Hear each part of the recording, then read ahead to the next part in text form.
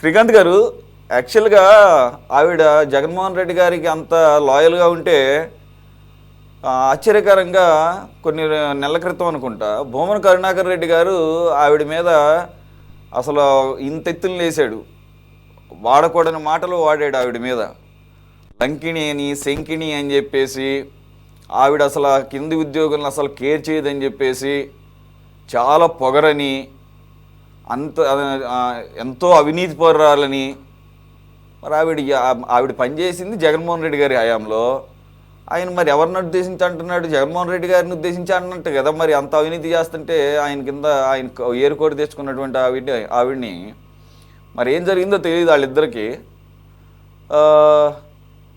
ఇంతేకాదు, ఆవిడ కట్టుకునే చీరల గురించి అవి ఎంతెంత కాస్ట్ అవుతాయని, ఆవిడ విగ్గులు పెట్టుకుంటుందని, ఆ విగ్గు కూడా లక్షల రూపాయల ఖరీదు చేస్తుందని అని చాలా సుదీర్ఘంగా ప్రెస్ మీట్ పెట్టి ఆవిడ చెడమడ తిట్టి వదలు పారేశాడు. మరి అందు గురించి ఏమన్నా కూటమి ప్రభుత్వానికి ఏమన్నా కొద్దిగా కాస్త దాన్ని ఏమంటారు, ఆవిడ పట్ల సాఫ్ట్ కార్నర్ ఏమైనా వచ్చిందనుకోవాలా? లేదా అసలు మీ పార్టీకి ఆవిడకి ఎందుకు అక్కడ తేడా వచ్చింది మీకు ఏమైనా ఐడియా ఉందా? లేకపోతే అది వాళ్ళిద్దరు పర్సనల్ వ్యవహారం అని చెప్పేసి ఏమన్నా వదిలేశారా? ఎవరు దాని గురించి ఎవరు స్పందించలేదు అసలు? లేకపోతే నేను ఇందాక కోట్ చేసినట్టు శ్రీలక్ష్మి గారు ఏ ఎండగా గొడుగుగా పడతారు అన్న రీతిలో మీ ప్రభుత్వం అయిపోగానే, మీ వైసీపీ ఓడిపోగానే, కూటమి ప్రభుత్వం విజయం సాధించగానే వీళ్ళ వైపు తిరిగేసి అంటే ఈ ప్రభుత్వానికి అనుకూలంగా పనిచేయబోతున్నారనే సంకేతాలు ఇచ్చింది. కాబట్టి ఇది చంద్రబాబు నాయుడు గారిని వెళ్ళి కలవడానికి ప్రయత్నం చేసిందనో, లేదా తెలుగుదేశం పార్టీ వాళ్ళతో ఆవిడ కాస్త సానుకూలంగా ఉంటున్నారని చెప్పేసి సిగ్నల్స్ వచ్చి ఆ రకంగా ఎదురుదాడి చేశారా? సురేష్ గారు, మీకు ప్యానెల్లో ఉన్న సభ్యులకి, వీక్షకులకి అంతా కూడా శుభ సాయంకాలం. ఒకటి, కరుణాకర్ రెడ్డి గారి విషయం అయితే నిజంగా అయితే నేను దాన్ని పెద్ద పరిగణలోకి తీసుకోలేదు. నిజంగా దాని గురించి కూడా మీరు చెప్పేంత వరకు కూడా నాకు ఇప్పుడైతే తెలియదు. యాక్చువల్గా వాస్తవానికి అయితే ఇట్లా అన్నారా అని ఇప్పుడు అనిపించింది నాకు. నేను నిజంగా అయితే చూడలేదు. ఒకసారి దాన్ని వెరిఫై చేసుకుంటా. ఫస్ట్ లో మీరైతే బాగా అంటే ఒకటి చెప్పారు, చంద్రబాబు నాయుడు గారు ఉదారత గురించి, చంద్రబాబు నాయుడు గారు ఇంత గౌరవం ఇచ్చారన్న గురించి అని, అంటే ఈమె శ్రీలక్ష్మి గారికి లాస్ట్ లో ఇచ్చారు అని అది చెప్పారు. మళ్ళీ మన మన చంద్రబాబు నాయుడు గారిని కలిస్తే ఆమె కలవలేదని. సరే, ఈ లెక్కేసుకుంటే మోడీ గారు కూడా చంద్రబాబు నాయుడు గారిని చాలా సార్లు కలవదలుచుకోలే, ఆయన అవకాశం కూడా ఇవ్వలే. కాబట్టి ఇదంతా లెక్కేసుకుంటే సునీల్ కుమార్ గారి విషయం కానీ, మరి ఒక పిఎస్ఆర్ ఆంజనేయులు గాని, మరి శ్రీలక్ష్మి గారు గాని, ఇదంతా కూడా శ్రీలక్ష్మి గారు అప్పుడు శిక్ష అనుభవించి బయటకు వచ్చాక ఇప్పుడు మళ్ళీ ప్రభుత్వంలో 2 ఏళ్ల నుంచి వారిని పక్కన పెట్టి ఈ రోజు నిజంగా వారికి పోస్టింగ్ ఇవ్వడం అనేది చాలా ఈ మళ్ళీ దాంట్లో సాధారణ పరిపాలనా శాఖ ప్రత్యేక కార్యదర్శి నియామకం అనేది నిజంగానే ఒక చంద్రబాబు నాయుడు గారు ఒక కక్ష సాధింపు చర్యగా, ఒక అవమానపరిచే విధంగానే ఉంది అని నేను అనుకుంటున్నా. చాలా మంది కూడా అనుకుంటున్నారు, ప్రజలు కూడా అదే విధంగా. నేను మీ సబ్జెక్ట్ పెట్టినాక ఒక 2-3 మేధావులతో కూడా మాట్లాడా. ఎందుకంటే మీకు చెప్పాలంటే కరెక్ట్ గా మాట్లాడాలి కదా అని చెప్పి అడిగితే, ఇది అదేమి ఆయన ఉదారత కాదు, ఆయన సచ్ఛీలత కాదు, ఆయన దాని మీద ఒక మహిళ అని గౌరవం ఇవ్వడం కాదు అనేది కాదు, ఒక మహిళ అని అవమానపరిచినట్లు ఉంది అనే విధంగా చెప్పారు. ఈ ప్రభుత్వంలో, ఈ కూటమి ప్రభుత్వంలో ఐఏఎస్ అంటే ఇన్స్టంట్ ఆఫీసర్ స్కీమ్ అనేటువంటిదని అందరూ అనుకుంటున్నారు. ఇన్స్టంట్ ఆఫీసర్ 4 రోజులు పెట్టేది, 4 రోజుల తర్వాత 5వ రోజు రిటైర్మెంట్ అనేది. అంటే ఇది కక్ష సాధింపుగానే ప్రవర్తించాలి. ఇది వీడ్కోలు, అంటే వీడ్కోలుకు టూర్ ప్యాకేజ్ ఉన్నట్ల 4 రాత్రులు 4 డేలు 3 రాత్రులు అన్నట్లు ఉంది. టిఏడిఏ దీని గురించి మనం ఆలోచించుకుంటూ వస్తే, టిఏడిఏ గాని దీని గురించి వచ్చింది కానీ ఒక 4 లక్షల రూపాయలు ఆమెకి ఈ రోజు ఇవ్వడం వల్ల ఒక ఖర్చు, అంటే ప్రభుత్వానికి ఆమెకు పోస్టింగ్ ఇవ్వడం వల్ల ఆమెకు అన్ని ఏదో ఏర్పాటు చేయడము, ఈ ఆఫీసు ఇదంతా చూసుకోవడం వల్ల 4 లక్షల రూపాయలు ఖర్చు అవుతుందని అంచనా. ఈ 4 లక్షల రూపాయల ఖర్చుతో ప్రభుత్వంకు చిత్తశుద్ధి ఉంటే ఒక 40 మంది విద్యార్థులకు స్కాలర్షిప్లు ఇవ్వచ్చు. ఇది అనవసరం. ఇది అంటే మనం జనరల్ థింగ్ మనం మాట్లాడుకునే దాన్ని బట్టి పోతే ఈమెకి ఇన్ని రోజులు అట్లే పెట్టారు, అట్లే ఉండొచ్చు, ఏం పెద్ద ఇదేం లేదు. దీనికి అనవసరంగా ఆమెను చేయడం తప్ప. ఈ కూటమి ప్రభుత్వంలో 30 సంవత్సరాల నుంచి పనిచేస్తున్న ఒక ఐఏఎస్ ఆఫీసర్ ని 4 రోజులు సమీక్షా సమావేశాలకని ఆమెకి ఇవ్వడం అనేది, ఒక శాఖ ఇవ్వడం అనేది నిజంగా చాలా అవమానకరమైన విషయం అని చూస్తున్నాం. ఈ 4 రోజుల్లో ఏం చేస్తామనేది ఒకసారి చూసుకుందాం. ఈ 4 రోజుల్లో ఫస్ట్ డే జాయినింగ్ రిపోర్ట్, రెండో రోజు మళ్ళీ వచ్చి ఫైల్స్ వెతకడం, మూడో రోజు పెన్ను పక్కకు పెట్టడం, 4గో రోజు గుడ్ బై చెప్పడం. ఇది అవసరమా అండి? దీనికి దేనికి సంకేతం చెప్పండి, నేను మాట్లాడుకున్నాం. ఈ పోస్టింగ్ చూస్తే అభివృద్ధి వికేంద్రీకరణ కాదు, అవమానానికి వికేంద్రీకరణ. అంటే ఒక ఐఏఎస్ ఆఫీసర్ ను 40 ఏళ్ళు పనిచేసిన ఒక మహిళను, అందులో ఒక మహిళను ఒక అవమానకరంగా చూసినట్టే ఉంది కానీ ఇంకొకటి లేదు అనేది బాగా దీనికి గుర్తుపెట్టుకోవాలి. దీని వలన ఆ శాఖకు కానీ ప్రజలకు కానీ ఏమి ఉపయోగం? ఈ 4 రోజుల్లో బాగా గుర్తుపెట్టుకోవాలి. ఈ ప్రజలంతా గమనిస్తున్నారు. వీళ్ళు చేసేదంతా ఏదో మనం మభ్యపెట్టి మాట్లాడుకుంటే కాదు కానీ ఈ 4 రోజుల వల్ల ఆమెకి ఇచ్చిన శాఖకు కానీ అడ్మినిస్ట్రేషన్ కానీ లేదంటే దీనికి ప్రజలకు వచ్చే లాభం ఏంది? డబ్బు ఖర్చు తప్ప. ఇది ఎవరబ్బ సొమ్మని డబ్బు జోబిలో నుంచి తీసి ఇంత ఖర్చు పెట్టారు. ఈ 4 రోజులు ఉంటే ఆమెకు పోయేదేం లేదు పెద్దగా.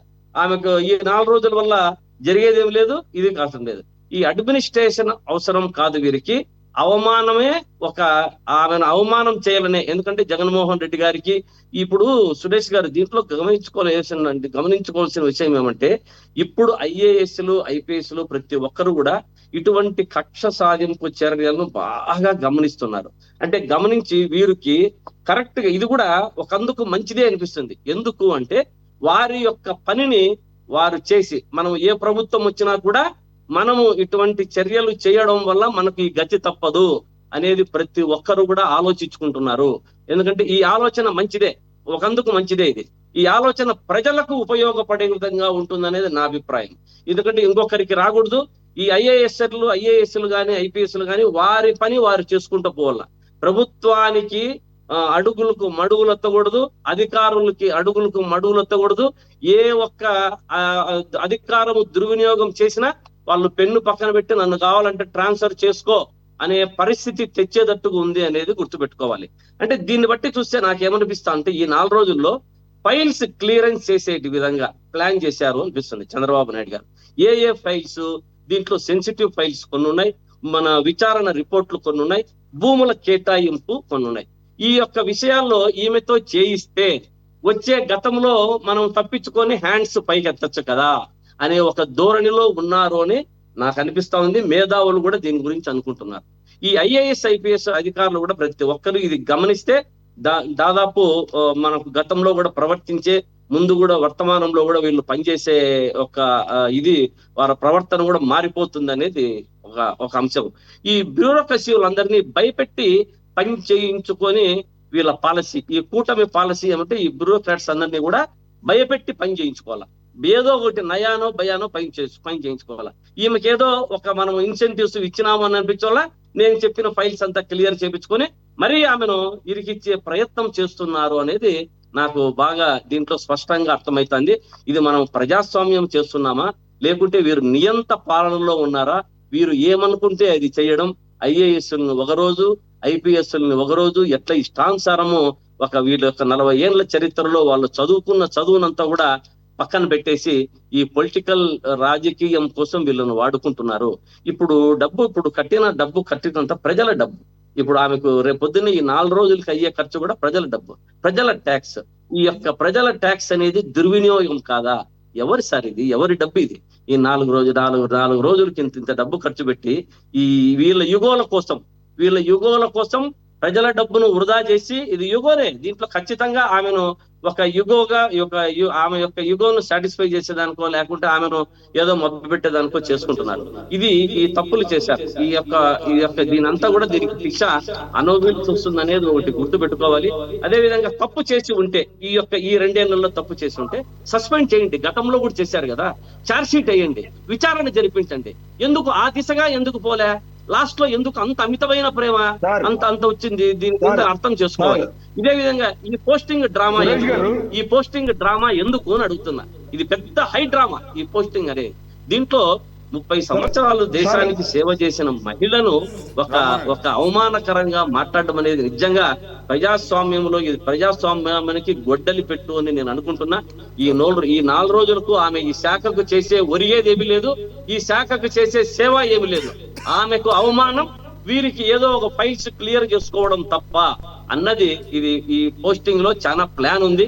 ఇది కూటమితో ఇది వీళ్ళకు కూటమి కాదు, ఇది కక్ష సాధింపు కూటమి అన్నది వాస్తవంగా దీంట్లో జరుగుతున్నది. ఇటువంటివంతా కూడా గతంలో మీరు అందరూ చెప్పారు, పిఎస్ఆర్ ఆంజనేయులు గారు, మన సునీల్ కుమార్ గారు కానీ, వీళ్ళందరికీ ఆయనకి ఎందుకు జరగలేదు, వీళ్ళందరికీ జరగలేదు, ఈమైతే పెద్ద మహిళ అందుకని ఏదో పెద్ద కిరీటం పెట్టారు అని ఏదో పెద్ద కిరీటం పెట్టినట్లు వీళ్ళు మాట్లాడటం అనేది చాలా దౌర్భాగ్యకరమైన విషయం. ఈ 4 రోజులు ఆమెను నిజంగా పెద్ద అవమానించడం, ప్రజల డబ్బు వృధా చేయడం తప్ప ఇది ఒక్కటి కాదు అని నేను తెలియజేస్తున్నాను. రైట్ ఓకే బాబురావు గారు, నాకైతే యాక్చువల్గా శ్రీకాంత్ గారు మాట్లాడిన దాంట్లో నాకైతే క్లారిటీ రాలేదు. ఏదో సినిమాలో అన్నట్టు పొగడుతున్నారా తిడుతున్నారా అనేది నాకు అర్థం కాలేదు. సరే, మరి మీకేమైనా అర్థం? ఒక్క నిమిషం ఆగండి సార్, మీరు ప్లీజ్ క్విక్ రామ్మోహన్ రెడ్డి గారు త్వరగా. సార్, నేను గౌరవ వైసీపీ ప్రతినిధి ఎవరైతే ఉన్నారో ప్యానెల్లో ముగ్గురు ఒకసారి బయటకు వెళ్ళి ప్రపంచం వైపు ఒకసారి అడుగులు వేద్దాం సార్. బయటకు వెళ్ళి వెళ్దాం. గౌరవ ముఖ్యమంత్రి గారు మహిళలకు గౌరవం ఇచ్చారో లేదో అందరికీ తెలుసు. ఈ రోజు వైసీపీ ప్యానెల్లో ఉన్న వ్యక్తి మహిళలకు ఏదో గౌరవం ఇవ్వలేనట్టే మాట్లాడుతున్నారు సార్. ఒకసారి ఆలోచన చేసుకోవాలి. ఆయన గతంలో ఏబి వెంకటేశ్వర గారి పరిస్థితి, జగన్మోహన్ రెడ్డి గారు గవర్నమెంట్ లో ఉండేటప్పుడు ఒక్కరోజు ముందు పదవి ఇచ్చి ఎలా గౌరవం ఇచ్చారు కూడా ఒకసారి సరే శ్రీకాంత్ గారి యాంగిల్లో అట్లా అది ఆయనకి వేరే యాంగిల్ కనపడింది, వదిలేసేయండి. ఎవరి అభిప్రాయం వాళ్ళకు. ఓకే ఆగండి సార్, ఆగండి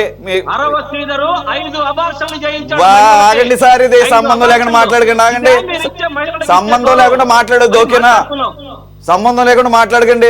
అది అసలు ఏ సబ్జెక్ట్ లో ఉన్నా, ఏ సబ్జెక్ట్ ఆగండి సార్, ఆగండి. అన్ని కలగాపులగం చేయకండి. There is no place for argument. ఒక్క నిమిషం ఆగండి. ఆయనకి నాకేం తెలుసు, మీకులాగా అర్థం లేని పాయింట్ చెప్తారు, కాస్త అర్థం ఉన్న పాయింట్ మాట్లాడతారు అనుకున్నాం. నాకేం తెలుసు. ఒక నిమిషం ఆగండి. బాబురావు